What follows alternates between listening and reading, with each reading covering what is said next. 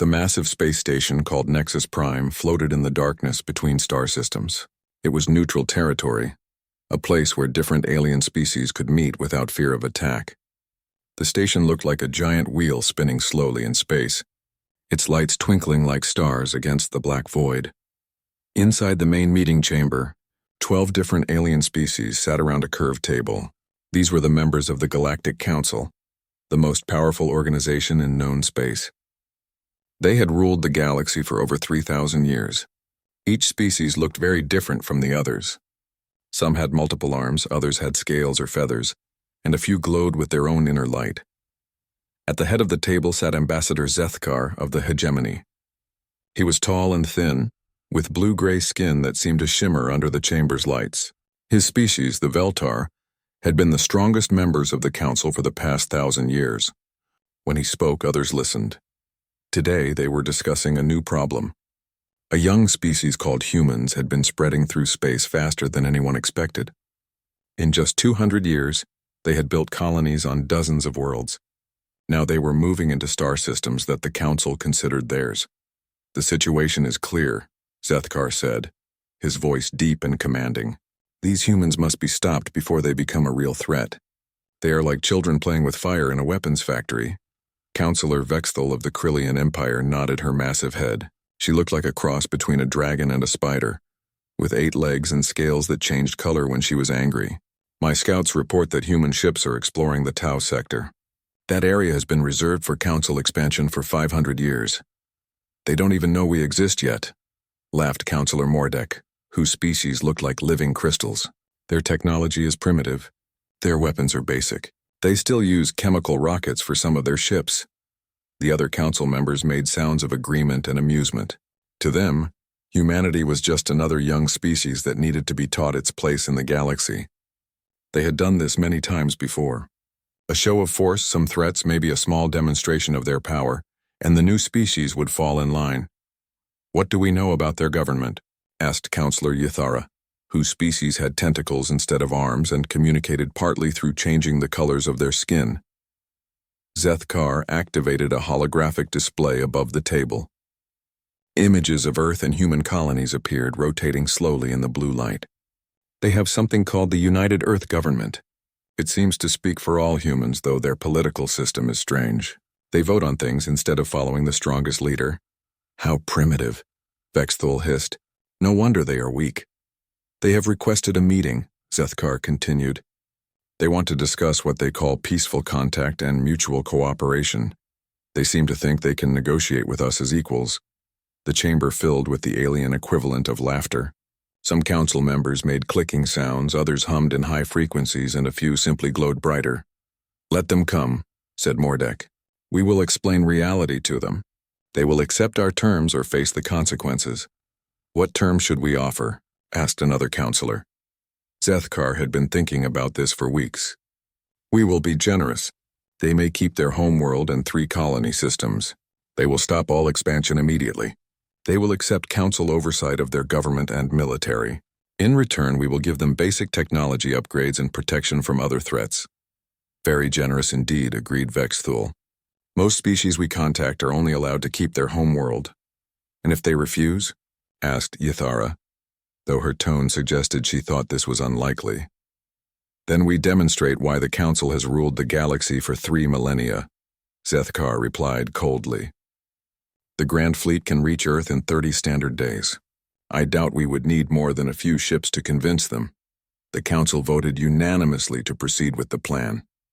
They would meet with the human representatives, deliver their generous offer, and settle this matter quickly. Then they could return to more important business. 3 days later, a small human ship docked with Nexus Prime. It was a simple vessel, nothing like the elegant council ships with their advanced technology and artistic designs. The human ship looked purely functional, built for work rather than beauty. The human delegation was small. Only 5 people, led by a woman named Ambassador Sarah Chen. She was middle-aged with dark hair and calm eyes that seemed to take in everything around her. The other humans stayed quiet, letting her speak for them. When the humans entered the council chamber, they showed no signs of fear or awe. This surprised some of the council members. Most new species were overwhelmed by their first sight of the galactic government. They stammered, bowed, or sometimes even fainted from the shock. Sarah Chen simply walked to the chair they had prepared for her and sat down. She looked around the table at each council member, meeting their eyes without flinching. When her gaze reached Zethkar, she nodded politely. "Ambassador Chen," Zethkar began, his voice carrying the weight of authority that had intimidated hundreds of species. "Welcome to Nexus Prime. You represent humanity before the Galactic Council, the lawful government of this galaxy." "Thank you for agreeing to meet with us," Sarah replied. Her voice was steady and professional. "Humanity is interested in establishing peaceful relations with other intelligent species." "Indeed," Zethkar said. "That is why we have called this meeting. Humanity has been expanding rapidly through space. You have established colonies in areas that concern the Council. We are here to resolve this situation." Sarah waited for him to continue. She didn't interrupt or try to defend human actions. She simply listened. "The Council has decided to offer humanity a place in our galactic community." Zethkar continued. "We are prepared to be generous. You may keep Earth and 3 of your most important colonies. All other human settlements must be abandoned immediately." He paused, waiting for Sarah to react with gratitude or at least relief. Instead, she continued to listen with the same calm expression. "Furthermore," Zethkar went on, "humanity will accept council oversight of your government and military forces. This is for your own protection, of course. The galaxy can be dangerous for young species. In return, the Council will provide you with technology upgrades and guarantee your safety. These terms are non-negotiable," added Vexthul, her scales shifting to a threatening red color. "The Council's patience is not unlimited." "You have 48 standard hours to consider our offer," Zethkar concluded. "We expect your answer when we reconvene." Sarah Chen stood up slowly. For a moment, she looked around the table again at each council member. Then she spoke for the first time since Zethkar had begun his presentation. "I understand your position," she said simply. "My government will consider your offer carefully. We will have an answer for you in 48 hours. She turned and walked toward the exit, her small delegation following behind her. The humans left the chamber as quietly as they had entered. After the doors closed behind them, the council members began discussing the meeting. Most were pleased with how it had gone. "They seemed reasonable," Mordek observed. "No threats, no emotional outbursts. They understand the situation." "Did you see how she looked at us?" asked another counselor. There was no fear but also no defiance. They know they have no choice. 48 hours should be enough time for them to accept reality. Zethkar agreed. "By tomorrow we will have another species under council protection." But Counselor Yathara remained quiet. Something about the human ambassador bothered her, though she couldn't put her finger on what it was. The woman had been too calm, too controlled. Most species either begged for mercy or tried to argue when presented with council terms. Sarah Chen had done neither. She had simply listened, acknowledged, and left. It made Yathara wonder what the humans were really thinking. In 47 hours they would find out. 47 hours later, the council chamber was filled again. The alien representatives sat in their designated seats, waiting for the human response.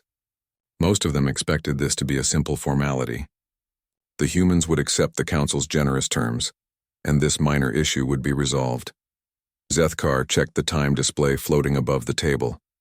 The humans had 1 hour left before their deadline expired. He was not worried.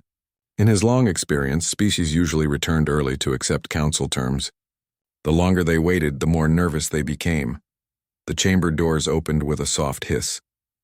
Ambassador Sarah Chen walked in alone this time. Her 4 companions were nowhere to be seen. She moved with the same calm confidence as before, taking her seat without looking around the table. "Ambassador Chen," Zethkar said formally, "the 48-hour period is nearly expired. Has humanity reached a decision regarding the council's offer?" Sarah looked directly at him. Her voice was clear and steady when she spoke. "Yes, we have." The council members leaned forward slightly. This was the moment they had been waiting for. Another species would join the long list of those who had accepted council protection and guidance. The answer is no. The chamber fell completely silent. For several seconds, no one moved or spoke. The alien representatives stared at Sarah Chen as if they had not heard her correctly. Counselor Mordek was the first to break the silence. His crystal body flashed bright orange. a sign of confusion among his species. "I'm sorry, could you repeat that?" "No," Sarah said again, just as clearly as before. "Humanity rejects your offer." Bexathol's scales immediately shifted to deep red, the color of anger and threat among her people. "You reject our protection? Our guidance? Do you understand what you are saying?" "I understand perfectly," Sarah replied.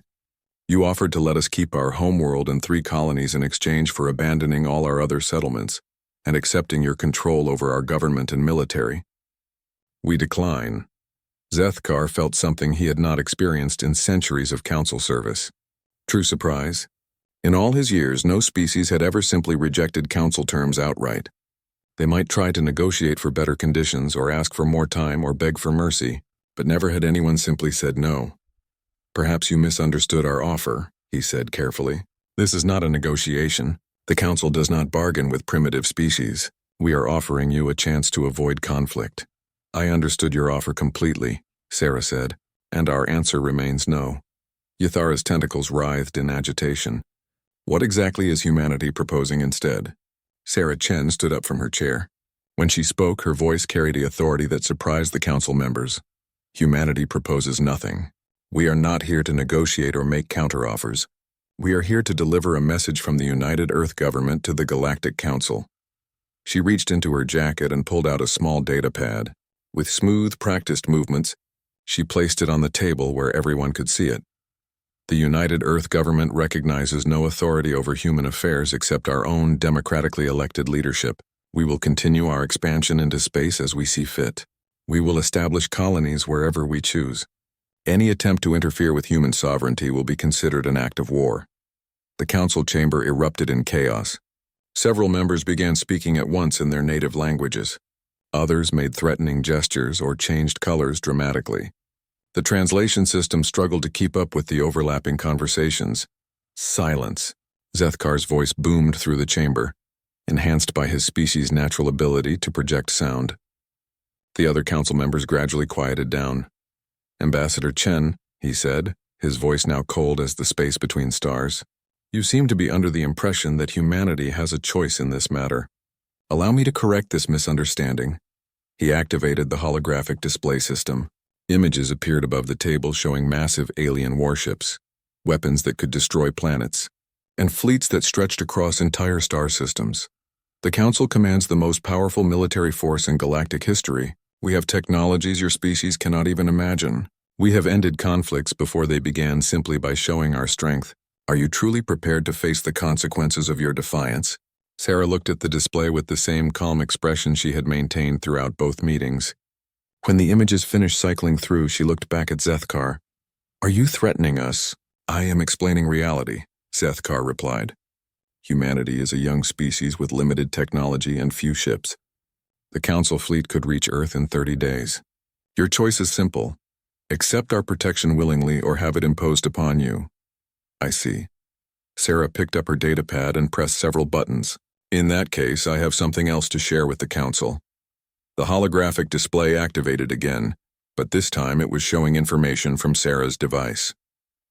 What appeared made several council members gasp in shock. The display showed detailed blueprints of Veltar military bases, personal information about Zethkar's family, economic data from the Krillian Empire that was supposed to be classified, ship movements from 6 different council species, even private communications between council members that had taken place just days before. "How did you?" Bexthul started to say, then stopped. "Humanity has been aware of the Galactic Council for quite some time," Sarah said calmly. "We know about your military capabilities, your political structure, your economic systems, and your individual backgrounds. We know where you live, how you think, and what you fear." Councillor Yathara's skin had turned pale white, a sign of deep shock among her people. "This is impossible. Our security systems are perfect. No primitive species could penetrate them." "You keep calling us primitive," Sarah observed. "That seems to be a significant error in your thinking." She pressed another button on her datapad. New images appeared showing human ships that looked nothing like the simple vessel that had brought the delegation to Nexus Prime. These ships were sleek, advanced and clearly armed with weapons technology. While you have spent centuries congratulating yourselves on your superiority, humanity has been preparing. We have been watching, learning, and building. We know exactly what the Council is capable of. The question is, do you know what we are capable of? Zethkar stared at the images in disbelief. The ships shown in the display had technology that rivaled or even exceeded Council standards. Where did you get these designs? Who helped you build them? We built them ourselves, Sarah replied. Humanity has a talent for learning quickly and improving on what we learn. We also have something that your Council seems to lack. And what is that? Mordek asked, his crystal body now flashing rapid sequences of different colors. We have a very strong dislike of being told what to do. Sarah Chen gathered her data pad and prepared to leave. The United Earth government has given me one more message to deliver to this Council. She looked around the table, meeting each alien's eyes in turn. Humanity will continue its expansion as planned. We will establish colonies in the Tau sector and any other region we choose. If the Council attempts to interfere with our activities, you will discover that we are not the primitive species you believe us to be. You cannot threaten the Council, Vexthal roared, rising from her seat. We have crushed dozens of species who thought they could defy us. I am not threatening anyone, Sarah said quietly. I am simply informing you of the consequences of your actions. If you leave humanity alone, we will leave you alone. If you choose conflict, you will get conflict. She walked toward the chamber doors, then paused and looked back. Oh, and one more thing. You have 36 hours to remove all Council ships from human space. Any vessel found in our territory after that time will be considered hostile and dealt with accordingly. The doors closed behind her with a soft hiss, leaving the Council members staring at each other in stunned silence. For the first time in over 3,000 years, the Galactic Council had been told no by a species they considered inferior. And for the first time in his long career, Ambassador Zethkar was not sure what would happen next. This is impossible, whispered Yathara. No species has ever rejected Council authority. Then, Vexthal growled, her scales now black with rage. It is time to remind the galaxy why the Council rules. But even as she spoke, each Council member was privately reviewing the intelligence data the humans had displayed.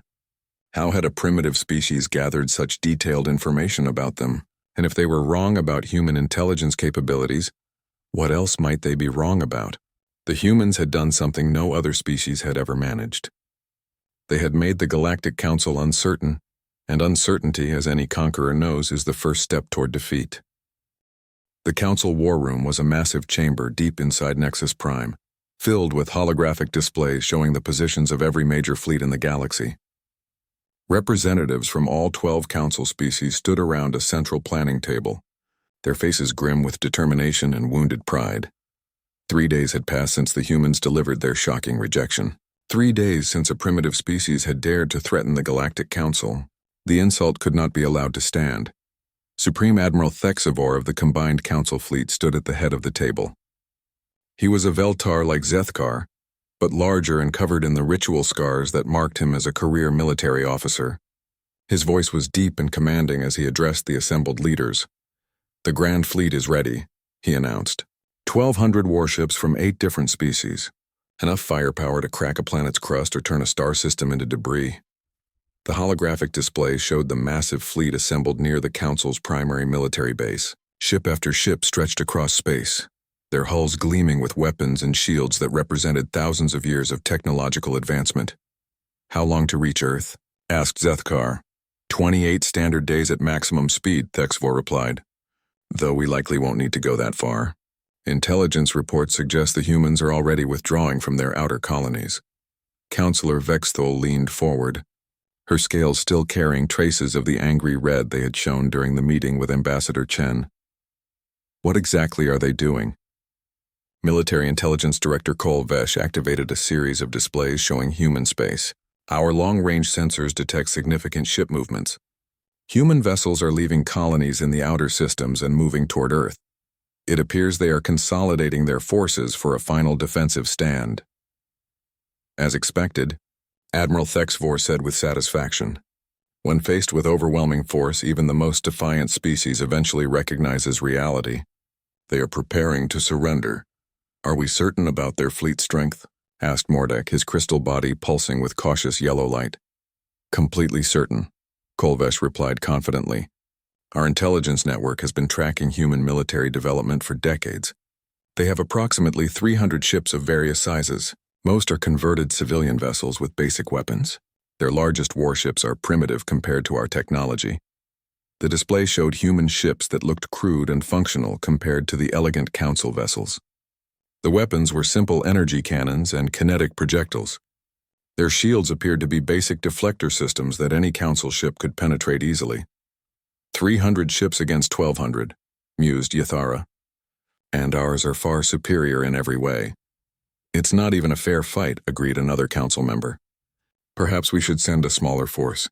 Using the entire Grand Fleet seems excessive. Admiral Thexavor shook his head firmly. No, these humans have shown unprecedented arrogance. The galaxy is watching to see how the Council responds. We must demonstrate our power so completely that no other species ever considers defying us.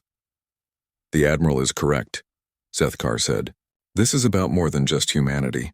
If we show any weakness, if we fail to crush this rebellion immediately and totally, other species might begin to question Council authority. What about their intelligence capabilities? Asked Yathara. The data they showed us during the meeting was disturbing. Intelligence Director Kolvesh waved dismissively. We have investigated that incident thoroughly. It appears the humans have developed some advanced computer infiltration techniques. Impressive for such a young species, but ultimately irrelevant. Electronic warfare means nothing when facing superior firepower. They probably obtained that information through cyber attacks and espionage, agreed another officer.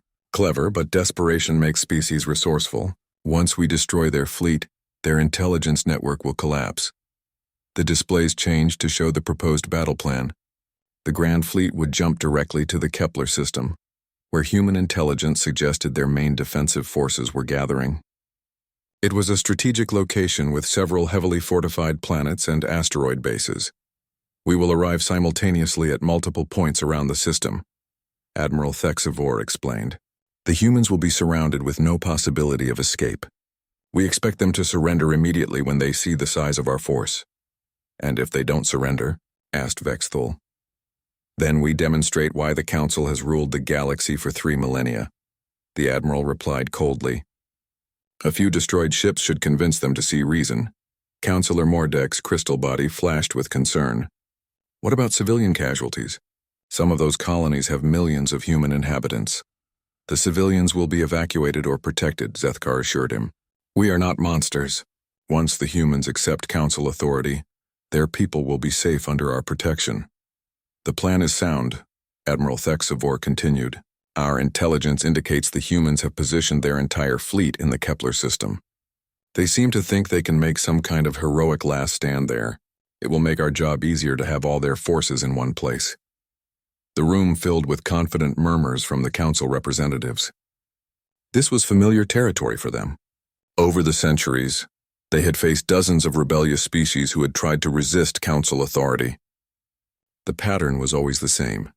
Initial defiance, desperate last stand, then inevitable surrender when faced with superior force. There is one thing that concerns me, said Intelligence Director Kolvesh. Our agents have reported unusual activity in neutral space. Human merchant ships are still operating normally, showing no signs of panic or preparation for war. Civilians often don't understand military realities, Admiral Thexavor dismissed. Their government is probably trying to maintain morale by pretending everything is normal. Perhaps, Kolvesh said doubtfully. But some of our allied species have quietly moved their own fleets away from the borders of human space. When I asked why, they claimed it was for routine exercises. Yathara's tentacles writhed with unease. Why would they do that? Probably afraid of getting caught in the crossfire, suggested Zethkar. Smaller species tend to be cautious when the Council goes to war. But privately, several Council members were beginning to have doubts. The humans had surprised them once already with their intelligence capabilities and their outright rejection of Council authority. What if they were planning another surprise? Admiral, Zethkar said carefully, are we absolutely certain about human military strength? Could they have hidden ships or bases that our intelligence missed? Admiral Thexavor's expression was supremely confident. Impossible. We have been monitoring human space for decades. We know the location of every major shipyard, Every military base, every significant fleet concentration. They simply don't have the industrial capacity to build a fleet capable of challenging us. Besides, added Kolvesh, where would they hide such a fleet? Space is vast, but large groups of ships are easy to detect. Our sensor networks cover all the major star systems. What about their technology demonstration during the meeting? Asked Mordek. Those ship designs looked quite advanced. Propaganda, Admiral Thexavor said dismissively. Computer-generated images meant to intimidate us. If the humans had ships like that, they would have shown them openly instead of hiding behind fake holographic displays. The council members nodded, reassured by the Admiral's confidence. They were used to dealing with desperate species who tried psychological warfare when they couldn't win through military force. The Grand Fleet will depart in 6 hours, Admiral Thexavor announced. In 1 month, this human problem will be resolved, and the galaxy will remember why the Council's authority is absolute. As the meeting broke up, the Council representatives returned to their quarters to prepare for what they expected to be a short, decisive campaign. Most were already planning victory celebrations and discussing how to divide up human territory among Council species. But in the Intelligence Center, Director Kolvesh stared at his sensor displays with growing unease. The reports from neutral space continued to bother him. Several minor species had withdrawn their ships from areas near human space, claiming various excuses. Trade routes that normally carried heavy traffic were becoming mysteriously quiet. Most disturbing of all, human merchant vessels continued to operate with complete normalcy. Their schedules hadn't changed, their crews showed no signs of stress, and their cargo manifests indicated business as usual. It was as if they had no idea their species was about to face the largest military force in galactic history. Either the humans were incredibly good at hiding their fear, or they knew something the Council didn't. Kolvesh tried to push his concerns aside. The Grand Fleet was the most powerful military force ever assembled. No single species could stand against it. The humans would surrender or be destroyed. But as he watched the final preparations for departure, he couldn't shake the feeling that they were walking into something unexpected. The humans had surprised them once already. What if they were planning to do it again? In 6 hours, the Council would find out if their confidence was justified, or if humanity had one more surprise waiting for them. The Grand Fleet dropped out of hyperspace at the edge of the Kepler system with perfect precision. 1,200 warships materialized simultaneously in a coordinated formation that had taken decades to perfect. The sight was magnificent and terrifying. Vessels from 8 different species arranged in attack formations that stretched across millions of kilometers of space. Admiral Thexavor stood on the bridge of his flagship, the Sword of Justice, watching as his fleet completed their deployment. The massive ship's command center buzzed with activity as officers coordinated the movements of the largest military force in galactic history. All ships report ready status, announced his tactical officer. Sensor sweeps are beginning now. Good, Admiral Thexavor replied. Show me what the humans have prepared for us. The main display activated, showing a tactical overview of the Kepler system. As expected, human ships were detected near the third planet, apparently arranged in defensive formations around several orbital stations. The numbers matched intelligence estimates, approximately 300 vessels of various sizes. They're actually going to fight, observed Commander Yeltok, the Admiral's second-in-command. I expected them to surrender the moment they saw our fleet. Pride makes young species foolish, Admiral Thexavor said. We'll give them one chance to reconsider, then demonstrate why the Council has ruled the galaxy for 3,000 years. But as the sensor sweeps continued, something unexpected began to appear on the displays. More ships were being detected throughout the system. Many more ships, sir, the tactical officer called out, his voice uncertain. I'm reading additional contacts. They appear to be coming out of stealth mode. The display updated as human vessels became visible throughout the Kepler system. Ships that had been hidden behind asteroids, moons, and sensor-blocking fields suddenly appeared on the Council's instruments. What had seemed like 300 ships quickly became 600, then 900, then more. How many ships are we detecting now? Admiral Thexavor asked, his confidence beginning to waver. 1,500 and counting, sir. They're still appearing. Commander Yeltok studied the tactical display with growing alarm. These readings don't match our intelligence estimates. Where did they all come from? Before Admiral Thexavor could respond, the communication system activated. A human voice spoke with calm authority. "Council Fleet, this is Admiral Torres of the United Earth Navy. You are trespassing in human space. You have 10 minutes to withdraw or face the consequences." Admiral Thexavor activated the response channel, his voice carrying the authority of someone who had never lost a battle. "Human Admiral, you are outnumbered and outgunned. Surrender now and your people will be treated fairly." "You seem to be under a misunderstanding about who is outnumbered," Admiral Torres replied. "Let me help clarify the situation." Suddenly, the space around the Council fleet erupted with new contacts. Ships appeared everywhere, emerging from behind planets, dropping out of stealth and jumping in from hyperspace. The tactical display became a maze of red dots indicating hostile vessels. "How many ships are we facing?" Admiral Thexavor demanded. "Over 3,000 and still increasing," his tactical officer reported, his voice tight with disbelief. "Sir, this is impossible." "Our intelligence said they only had 300 ships." "Intelligence was wrong," Commander Yeltok said grimly. "The question is, how wrong were they about everything else?" Admiral Thexavor stared at the display in shock. In his centuries of military service, he had never faced a force larger than his own. The Council's strategy had always been simple: bring overwhelming force and watch the enemy surrender. Now somehow they were the ones who were outnumbered. "Analyze their ships," he ordered. "I want to know what we're facing." The sensor teams worked frantically to identify the human vessels. What they found made the situation even more disturbing. These were not the primitive ships they had expected. The hulls were sleek and advanced, the weapon signatures were powerful, and the shield readings were impressive. "Sir," the sensor operator reported, "these ships are showing technology levels equivalent to our own. Some of them appear to be superior to Council standard." "That's impossible," Admiral Thexavor said flatly. "They're a primitive species.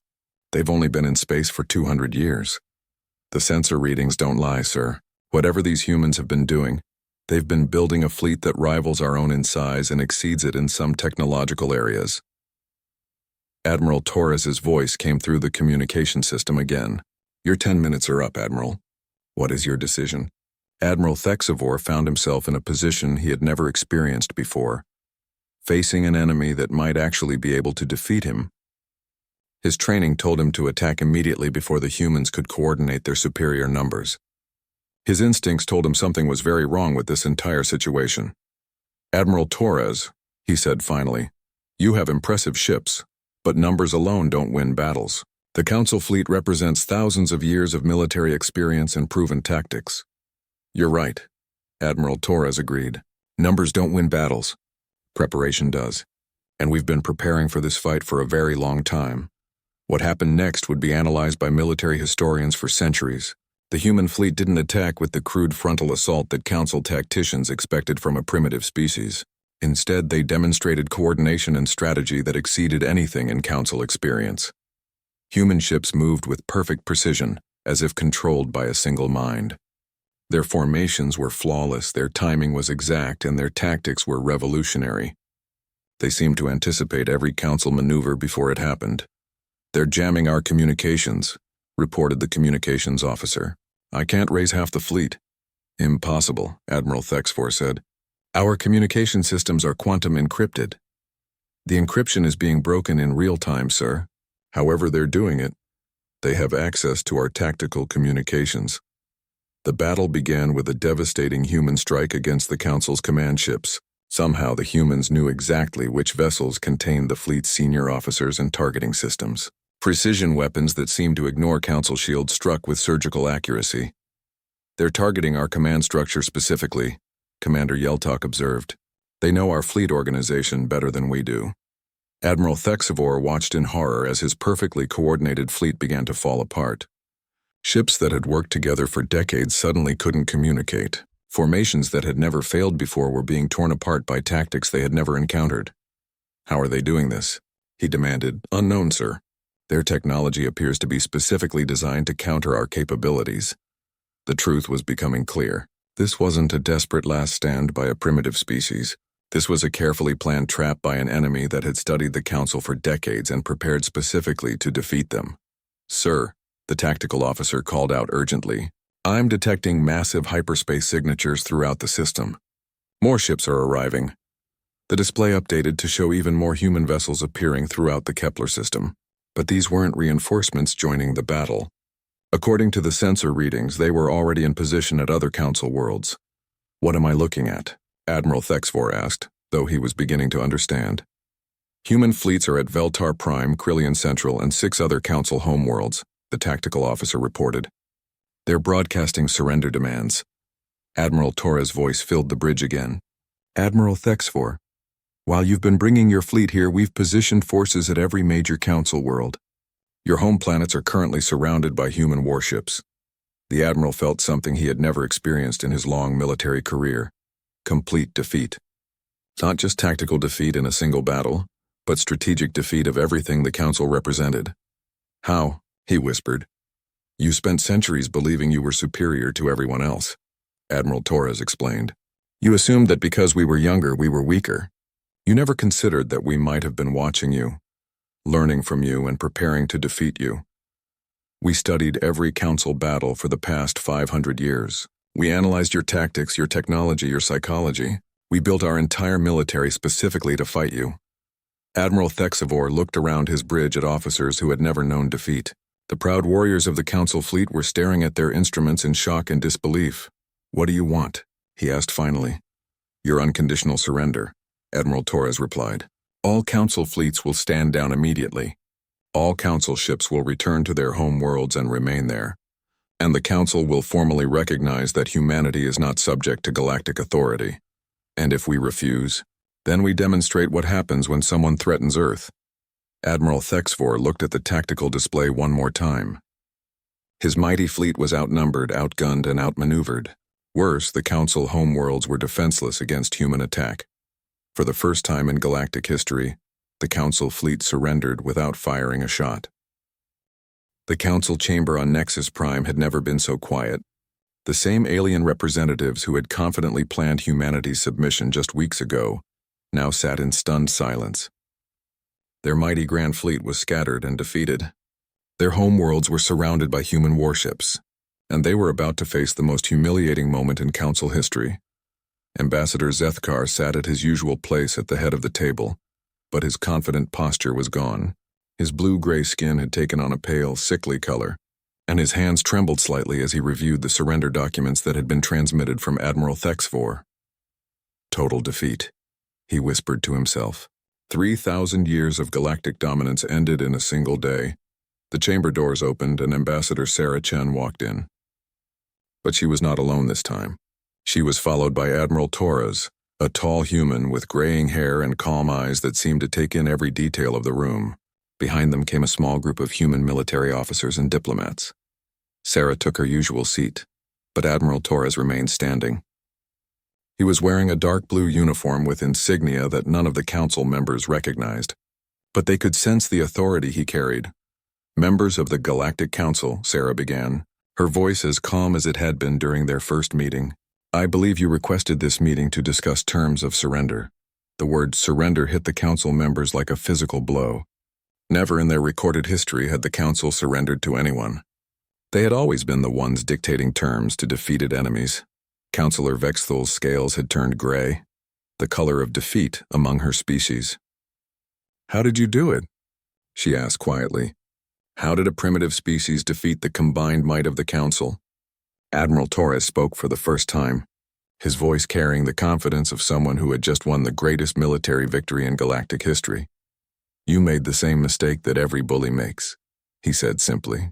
"You assumed that being bigger and stronger was the same as being smarter." He activated a holographic display that showed the battle in the Kepler system. But instead of showing the fighting, it showed the years of preparation that had led to that moment. While you were congratulating yourselves on your superiority, we were building.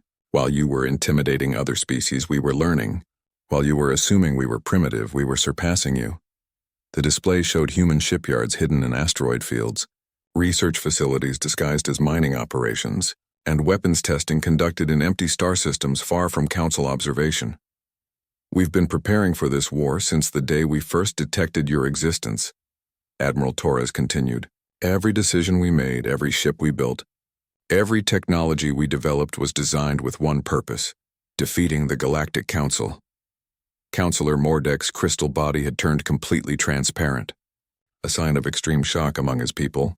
But our intelligence networks, our surveillance, how did we miss all of this? Sarah smiled for the first time since they had met her. Because you were looking for what you expected to see. You expected a primitive species with limited technology. So when your agents saw our public shipyards building simple cargo vessels, they assumed that was all we had. You never looked deeper because you didn't think we were worth the effort, Admiral Torres added. Your arrogance was our greatest asset.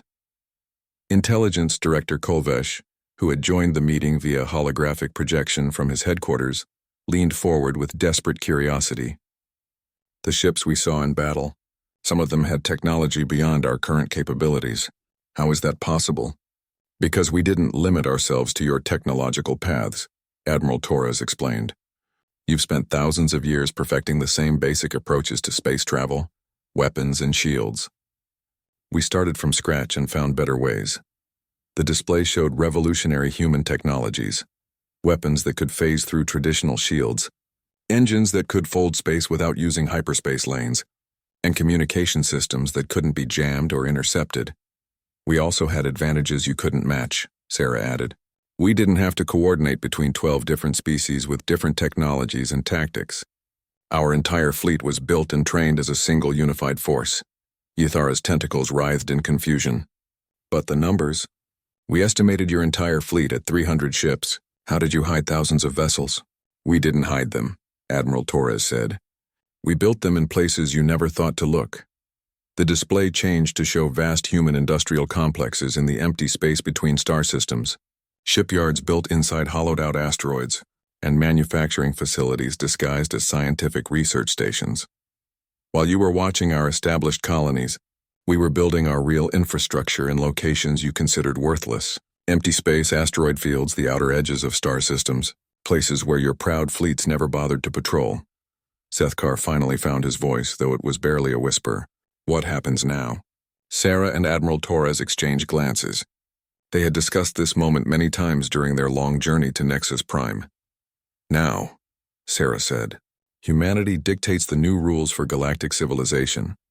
She activated her own data pad, and new information appeared on the chamber's main display. It was a formal treaty document, but unlike any the Council had ever seen before. The terms are simple, Sarah explained. The Galactic Council will immediately withdraw all military forces to within 1 light-year of their respective homeworlds. All claims to authority over non-Council species are hereby abandoned. The Council will pay reparations to every species it has conquered or intimidated over the past millennium. Furthermore, Admiral Torres continued, any Council species that wishes to maintain trade relations with humanity will need to negotiate individual agreements. We will no longer recognize the Council as a legitimate government body. Vextel's scales flashed angry red for a moment before fading back to gray. You're dissolving the Council? We're recognizing reality, Sarah replied. An organization that claims to represent the galaxy but rules through intimidation and threats is not a government. It's a protection racket. What about the smaller species? Asked Mordek. Many worlds depend on Council protection. They can ask for human protection if they want it, Admiral Torres said. But they won't be forced to accept it. Every species will have the right to govern itself without outside interference. Admiral Torres walked around the table, looking each Council member in the eye as he spoke. You had a choice weeks ago. You could have recognized humanity as an equal and worked with us to build a better galactic community. Instead, you chose to threaten us. Now you get to live with the consequences of that choice. Sarah stood up and placed a data crystal on the table. These are the complete terms of surrender. You have 24 hours to sign them and transmit them to your home governments. Any delay will be considered rejection of the terms. And if we reject them? Sethkar asked, though he already knew the answer. Then Admiral Torres returns to his ship and gives the order to commence bombardment of Council home worlds. Sarah said simply, we really don't want to do that. Despite everything, we believe that civilized species should settle their differences through negotiation when possible. But, Admiral Torres added, we are prepared to do whatever is necessary to ensure that no species ever again has to live in fear of Council intimidation. The human delegation prepared to leave, but Sarah paused at the chamber doors. There's one more thing the Council should understand, she said. This victory wasn't achieved through luck or accident. It was the result of careful planning, superior strategy, and technological innovation. If you choose to challenge humanity again in the future, we will be even more prepared than we were this time. The age of the Galactic Council is over. The age of free and equal species begins now. After the humans left, the council members sat in silence for a long time. Everything they had built over 3 millennia was crumbling around them. Their mighty fleets were defeated, their authority was broken, and their future was uncertain. But as the shock began to wear off, some of them started to realize something unexpected. For the first time in thousands of years, they were no longer responsible for maintaining order in the galaxy. They could focus on governing their own species instead of trying to control everyone else. It might not be such a bad thing after all. 23 hours later, all 12 council species had signed the surrender documents. The Galactic Council was officially dissolved. Its fleets were recalled to home territories, and reparations began flowing to the species they had oppressed. Within a year, dozens of previously conquered worlds had declared independence. Trade agreements were negotiated directly between species without council oversight, and several new alliances formed based on mutual benefit rather than fear. Humanity kept its word. They offered protection to species that requested it, but never forced their authority on anyone. They shared their advanced technology with peaceful civilizations and maintained the strongest military force in the galaxy to ensure that no new council could rise to take the old one's place. The galaxy had learned an important lesson. Never underestimate a species that refuses to kneel.